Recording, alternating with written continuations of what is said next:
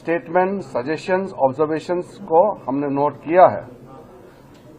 हमने शुरुआत में सब पार्टियों से अपील किया है कि ये बजट सत्र है और साल का पहला पार्लियामेंट सेशन है, तो इसका शुरुआत देश का महामहिम राष्ट्रपति जी द्वारा संबोधित करेंगे।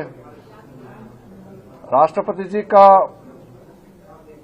अभिभाषण के बाद इकोनॉमिक सर्वे पेश होंगे 31 जनवरी को, फिर 1 फरवरी को 2025 का बजट पेश किया जाएगा और बजट के बाद राष्ट्रपति का अभिभाषण पर चर्चा होगा, फिर बजट पर चर्चा होगा। तो आज सब पार्टियों ने अपने अपने पार्टी का मुख्य स्टैंड और कुछ इश्यूज है, उन्होंने अनुरोध किया है कि पार्लियामेंट में इसका चर्चा होना चाहिए।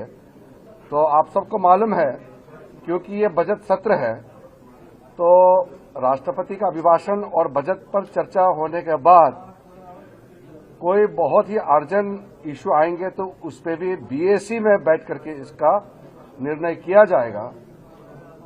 कल राज्यसभा का आदरणीय चेयरमैन और लोकसभा का आदरणीय स्पीकर के साथ टाइम फिक्स करके बीएसी में एग्जैक्टली राष्ट्रपति का अभिभाषण पर कितना घंटा चर्चा होगा और बजट पर कितना लंबा बहस चलेगी, इसका भी निर्णय बीएसी में करेंगे।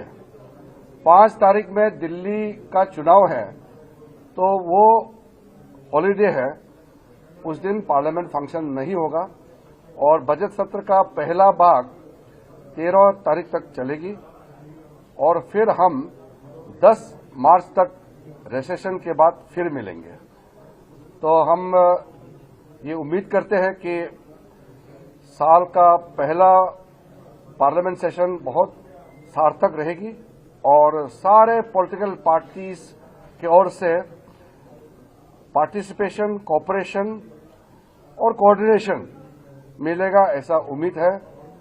आदरणीय प्रधानमंत्री नरेंद्र मोदी जी के जो हमेशा हम लोगों के ऊपर उनका अपील रहता है कि पार्लियामेंट में डिबेट और डिस्कशन का क्वालिटी को मेंटेन करना जरूरी है, तो हम उसी सोच के साथ आगे बढ़ेंगे।